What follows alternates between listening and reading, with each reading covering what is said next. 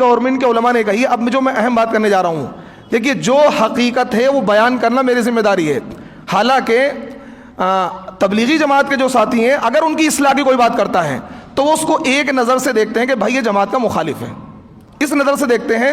اور خاص کر میرا فیس تو پوری دلی کے اندر مشہور ہے کہ بھائی مفتی یونس رحمانی مسجد کا امام وہ تو جماعت کا مخالف ہے. مجھے اس بات کی کوئی پرواہ بھی نہیں ہے. ولا یخافون لومۃ لائم, مجھے کوئی گولی مار دے اس بات کی کوئی پرواہ نہیں ہے, میری کوئی مخالفت کرے اس بات کی پرواہ نہیں ہے. کیوں؟ مجھے حق بات کہنی ہے, مجھے اپنے رب کو منہ دکھانا ہے. میں ان اماموں کی طرح نہیں ہوں جو اپنی سیٹ کو بچانے کے لیے زبان کو دباتے رہیں گے. کمرے میں تو حق بات کریں گے, ممبر پہ آ کے کیا ہیں وہ دوسری باتیں کرتے ہیں. واعظہ کی جلوہ بر محراب و ممبر می کند ہم چو خلوت کار دیگر می کند, جس کو فارسی کا شاعر کہتا ہے کہ جب واعظ ممبر پر جلوہ افروز ہوتے ہیں تو ان کی بات الگ ہوتی ہے, جب کمرے میں جاتے ہیں تو ان کی بات الگ ہوتی ہے. میرے پاس آپ کمرے میں آؤ گے تو وہی بات ہوگی, ممبر پر بھی وہی بات ہوگی. یہ اللہ تعالیٰ نے مجھے کیا ہے یہ صلاحیت دی ہے, یہ اللہ کا احسان ہے. تو دیکھیے تیسری بات جو سعودی گورنمنٹ نے کہی ہے کہ یہ جماعت جو ہے بدعتیوں کی جماعت ہے, بدعت کو فروغ دے رہی ہے. یہ بات صحیح ہے. تبلیغی جماعت سے اللہ نے بہت کام لیا, اس سے انکار نہیں ہے. حضرت مولانا الیاس رحمۃ اللہ علیہ اس جماعت کے بانی ہیں. اور پہلی بات, بہت ساری بدعت تبلیغی جماعت میں رائج ہو چکی ہیں. اگر تبلیغی جماعت نے اپنی ان بدعتوں کی اصلاح نہیں کری, میں آج اس ممبر سے کہہ رہا ہوں, اور میں کیا میرے جیسے ہزاروں علماء کہہ رہے ہیں, دارالعلوم دیوبند کے شیخ الحدیث حضرت مفتی سعید رحمۃ اللہ علیہ جن کا ابھی انتقال ہوا ہے, وہ یہ کہا کرتے تھے کہ اگر تبلیغی جماعت کے لوگوں کی اصلاح نہ کی گئی اور علماء نے ان کو نہیں ان کے منکر پر نکیر کری تو ایک وقت ایسا آئے گا کہ تبلیغی جماعت دیوبندیوں کا ایک گمراہ فرقہ بن جائے گی. یہ بات بڑے بڑے علماء اس بات کو کہہ رہے ہیں, اور بلکہ میں اپنی کھلی آنکھوں سے دیکھ رہا ہوں فرقے کی شکل اختیار کر لی ہے, اعلان ہونا باقی ہے. کیوں؟ کیونکہ اگر کوئی امام اصلاح کی بات کرتا ہے تو تبلیغی جماعت والے اس کی بات نہیں مانتے ہیں, وہ ان اماموں کی بات مانتے ہیں جو گونگے شیطان بن کر بیٹھ جائیں, کچھ بھی کہتے رہیں, کچھ بھی جھوٹی حدیث بیان کرتے رہیں, خاموشی کے ساتھ سن لیں تو اس کو یہ کہا ہے بھائی ماشاءاللہ بہت تقوی والے آدمی ہیں, بہت متقی آدمی ہیں, بہت اچھے امام صاحب ہیں. اور اگر کوئی ان کے منکر پر نکیر کر دے بھائی یہ بات غلط ہے, اس کو ایسا نہیں ایسا کر لو, یہ اس کو دشمن سمجھتے ہیں. یہ ان کی اپنی تھیوری ہے. دیکھیے میں آپ کو ایک مثال سے سمجھاتا ہوں, بہت ہی اس کو کھلے دل سے آپ سنیے گا. میرا مقصد ہے تبلیغی جماعت سے اللہ نے کام لیا ہے تو اللہ کام لیتا رہے, لیکن کام جبھی اللہ لے گا جب تک اصلاح نہیں ہوگی. اگر اصلاح نہیں ہوگی, آج سعودی گورنمنٹ نے پابندی لگائی ہے, کل کو پوری دنیا میں اس جماعت پر پابندی لگ جائے گی. یہ بات لکھ لینا میری. کیا اصلاح ہے؟ دیکھیے تبلیغی جماعت والے کہتے ہیں بھائی نبیوں والا کام, نبیوں والا کام کار نبوت. سب سے بڑا جھوٹ یہ ہے کہ نبیوں والا کام نہیں ہے. یہ جو کام ہے تبلیغ کا یہ نبیوں والا کام نہیں ہے. ٹھیک ہے دین کا کام ہے, اس سے انکار نہیں ہے, اچھا کام ہے, اس سے بھی انکار نہیں ہے. نبیوں والا کام نہیں ہے. نبیوں والا کام وہ تھا جو نبی علیہ الصلوۃ والسلام کرتے تھے, غیروں کو ایمان کی دعوت دیتے تھے. کیا کرتے تھے؟ غیروں کو ایمان کی دعوت دے, وہی تو نبی والا کام ہوگا. آپ تو مسلمانوں کو ایمان کی, بھائی مسلمان کو ایمان کی دعوت کس بات کی؟ آپ تو مسلمان کو نماز کی دعوت دے رہے ہیں نا, ایمان کی دعوت نہیں دے رہے. اور کہتے ہیں تمام نبیوں نے یہ کام کیا, یہ بھی جھوٹ ہے. تمام نبیوں نے یہ کام نہیں کیا. تمام نبیوں نے کیا دعوت دی؟ لا الہ الا اللہ, کہ اللہ کو ایک مان لو. یعنی وہ لوگ کافر ہوا کرتے تھے, اللہ کے نبی نے ابو جہل سے کیا کہا؟ کلمہ پڑھ لو. اپنے چچا ابو طالب سے کیا کہا؟ کلمہ پڑھ لو, اللہ کو ایک مان لو, کیونکہ وہ لوگ اللہ کو ایک ماننے والے نہیں تھے. تو یہ جو کام ہے مسلمانوں کے درمیان اصلاح کا کام ہے. جو مسلمان بھٹک گئے ہیں, نماز نہیں پڑھتے ہیں, دین پر نہیں چلتے ہیں, مسجد سے نہیں جڑتے, ان کو کیا ہے مسجد سے جوڑنے کا کام ہے, نبیوں والا کام نہیں ہے. لیکن تبلیغی جماعت والے اس بات پر اصرار کرتے ہیں کہ نبیوں والا کام ہے. اگر میں یہ کہوں کہ بھائی نبیوں والا کام نہیں ہے, لو جی مخالفت کی بندوق میری طرف ہو جائے گی. کیسے کہہ دیا انہوں نے یہ نبی والا کام نہیں ہے؟ بھائی میں کہتا ہوں آپ میرے سامنے علماء بٹھا دو, جو علماء آپ کے حمایتی ہیں وہ ثابت کر دیں نبی والا کام ہے, میں بتا دوں گا یہ نبی والا کام نہیں ہے. خیر, تو پہلی بات غلط یہ ہے کہ نبی والا کام نہیں ہے, یہ دین کا کام ہے, اس سے انکار نہیں ہے. یہ دین کا کام ہے, خیر کا کام ہے, اچھا کام ہے. کیوں؟ اگر یہ نبیوں والا کام ہوتا تو یہ تو 1926 میں شروع ہوا ہے, اس سے پہلے کیوں نہیں کیا؟ تو پوری امت گنہگار ہے. 1300 سال تک پوری امت نے نبیوں والا کام کیا ہی نہیں. امام بخاری, امام مسلم, امام ابو حنیفہ اور بڑے بڑے علماء اس دنیا میں آئے, کسی نے کام کیے نہیں. 14ویں صدی میں کام شروع ہوا تو اس کا مطلب ساری امت گنہگار ہوگی اگر آپ اسے نبیوں والا کام کہو گے. یہ نبیوں والا کام نہیں ہے, یہ مسلمانوں کے درمیان اصلاح کا ایک طریقہ ایجاد کیا تھا حضرت مولانا الیاس رحمۃ اللہ علیہ نے, کہ اس طریقے سے لوگوں کو 3 دن کے لیے 10 دن کے لیے جماعت میں لے جاؤ, ان کو دین کی موٹی موٹی باتیں بتا دو. ٹھیک ہے لے جا سکتے ہیں آپ, لیکن اس میں غلو اختیار کریں گے آپ, غلو گمراہی کا دروازہ کھولتا ہے.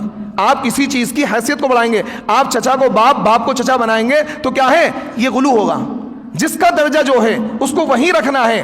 نبی کو نبی کا درجہ دینا ہے, خدا کو خدا کا درجہ دینا ہے. بعض لوگ کیا کرتے ہیں, نبی کی محبت میں اتنا آگے بڑھتے ہیں کہ نبی کو خدا کا درجہ دے دیتے ہیں, وہ گمراہ ہو جاتے ہیں. جیسا کہ ایک شاعر یوں کہتا ہے, وہ عرش پر جو, میں اس کو نقل کر رہا ہوں, وہ عرش پر جو مستوی تھا خدا ہو کر, وہ عرش پر جو مستوی تھا خدا ہو کر, وہ مدینے میں اتر آیا مصطفیٰ ہو کر. نبی کی محبت میں غلو کر رہا ہے کہ نہیں, وہ جو عرش پر اللہ ہے وہی نبی میں کیا ہے, وہی مدینے میں مصطفیٰ ہو کر اتر آیا. تو یہ نبی کی محبت میں غلو ہے. نبی کی محبت میں اس درجے غلو کرنا کہ نبی کو خدا کا درجہ دے دینا, یہ کیا گمراہی کا دروازہ کھولتا ہے.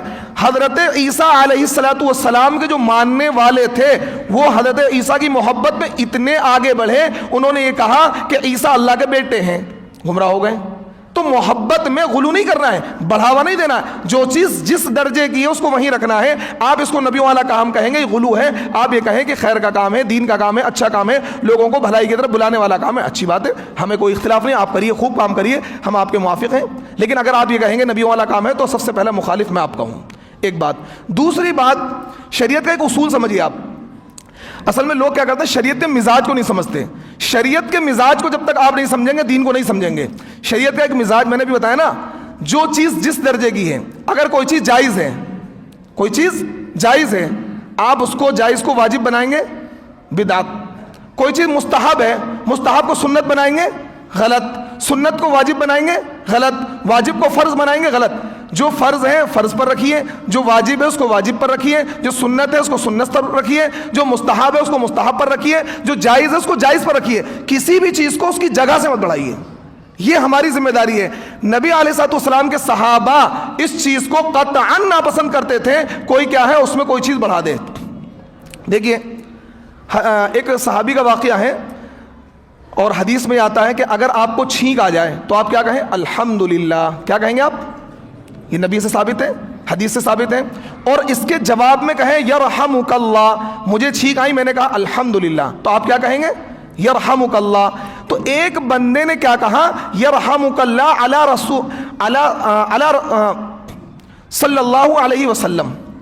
اس نے ایک جملہ اضافہ کر دیا. صحابی نے ڈانٹا ان کو کہ بھئی آپ نے کیوں اضافہ کیا, جبکہ صلی اللہ علیہ وسلم کا مطلب کوئی غلط نہیں ہے, نبی پر درود بھیج دی اس نے, لیکن وہاں پر ایڈ کر دیا, ایک جملہ ایڈ کر دیا, یرحمک اللہ علی ملت رسول اللہ, یا اس طرح کا کوئی جملہ اس نے ایڈ کیا جو مطلب اس میں اضافہ تھا. تو صحابی نے ان کو ڈانٹا کہ اس میں آپ نے جملہ کیوں ایڈ کیا, آپ نے جملہ کیوں ایڈ کیا جب شریعت میں نہیں ہے. تو کہنے کا مطلب ہے جو چیز جس درجے کی ہے اس کو وہیں رکھنا ہے. اگر آپ بڑھائیں گے تو وہ اس عمل کو, اسی عمل کو بدعت بنا دے گا. اب میں آپ کو ایک ایگزامپل سے سمجھاتا ہوں. مرنے کے بعد ایصال ثواب کرنا, آپ کے گھر میں, میرے گھر میں کسی کا انتقال ہو گیا تو آپ ایصال ثواب کریے, ثابت ہے. آپ قرآن پڑھ کے بخشیے, آپ غریبوں کو کھانا کھلا دیجئے, مدرسے کے بچوں کو کھانا کھلا دیجئے, جائز ہے. لیکن آپ دن خاص کر لیں گے, بھائی تیسرے دن کرنا ہے, تیسرے دن کرنا ہے. ہم علماء دیوبند کہتے ہیں بدعت ہے. ہم تیجے کو بدعت کہتے نہیں کہتے ہیں, ہم کہتے ہیں تیجا بدعت ہے, دسواں بدعت ہے. بدعت کیوں ہے؟ کیونکہ حالانکہ تیجے اور دسویں میں کیا ہوتا ہے, بھئی غریبوں کو مدرسے بچوں کھانا کھلا دیتے ہیں, قرآن پڑھوا دیتے ہیں. ہم کہتے ہیں بدعت ہے. کیوں بدعت ہے؟ آپ نے ایصال ثواب کو خاص کر لیا تیسرے دن کے ساتھ, 10ویں دن کے ساتھ, 20ویں دن کے ساتھ, 40ویں دن کے ساتھ. خاص کیوں کیا آپ نے؟ آپ اسی دن کر دیتے. اب آپ آج سال پورا ہوا, آج کیا ہے, میرے ابو کی برسی ہے, آج میری امی کی برسی ہے, آج فلاں کی. آپ نے کیا ہے, تیسرے دن یاد کیا, 10ویں دن یاد کیا, اور اب 10ویں کا اپڈیٹ ورژن جو آیا ہے وہ 20واں ہے, 20ویں دن یاد کیا, پھر 40ویں دن یاد کیا, پھر آپ نے کیا ہے, سال میں یاد کیا, برسی بنا لی. تو ہم کہتے ہیں بدعت ہے. اگر آپ ویسے ہی روزانہ جب دل کرے آپ ایصال ثواب کروائیے, قرآن پڑھ لیجئے, پڑھوا دیجئے, سب جائز ہے. لیکن آپ دنوں کو خاص کریں گے, کیونکہ شریعت نے کوئی دن خاص نہیں کیا ہے, آپ دن کو خاص کریں گے تو یہ بدعت بن جائے گا. رول سمجھ میں آ رہا ہے؟ التزام مالا یلزم, فقہ کے اصول عربی کا جملہ بول رہا ہوں. جو چیز لازم نہ ہو اس کو لازم سمجھ لینا. تیسرے دن ثواب پہنچانا لازم نہیں تھا, 10ویں دن ثواب پہنچانا لازم نہیں تھا, 40ویں دن ثواب پہنچانا لازم نہیں تھا, آپ نے اس کو لازم سمجھ لیا. تیسرے دن, 10ویں دن, 20ویں دن, اور کیا ہے, باقاعدہ پہلے سے انویٹیشن بھیجا جاتا ہے, بھائی ابو کا 40واں ہے, ابو کا 40واں ہے, امی کا 40واں, فون ہوتا ہے رشتہ داروں کو 40ویں دن یا 39ویں دن یا 41ویں دن لوگ بلا کے انوائٹ کیا جاتا ہے. بھائی یہ کیا ہے, یہ بدعت ہے. آپ تو اب دیکھیے, میں کم ٹو دا پوائنٹ, اب پوائنٹ پر آ رہا ہوں. تبلیغی جماعت کے بہت سے عمل ہیں جو بدعت نہیں تھے لیکن بدعت بن گئے ہیں. بدعت تو نہیں تھے لیکن بدعت بن گئے ہیں لازم کرنے کی وجہ سے. 3 دن لگانا جائز ہے, کوئی لگانا چاہے لگائے, کوئی نہ لگائے, مرضی ہے اس کی. لیکن اگر کوئی پوری زندگی بھی نہیں لگائے گا تو اللہ کے وہاں کوئی پکڑ نہیں ہوگی, اللہ کے وہاں کوئی پکڑ نہیں ہوگی. پوری زندگی کبھی جماعت میں نہیں گیا, کوئی پکڑ نہیں ہوگی. اب یہ کیا کہتے ہیں, بھائی نہیں 3 دن تو لگانے ہی پڑیں گے. 3 دن جب تک وقت نہیں لگے گا تو دین سمجھ میں نہیں آئے گا.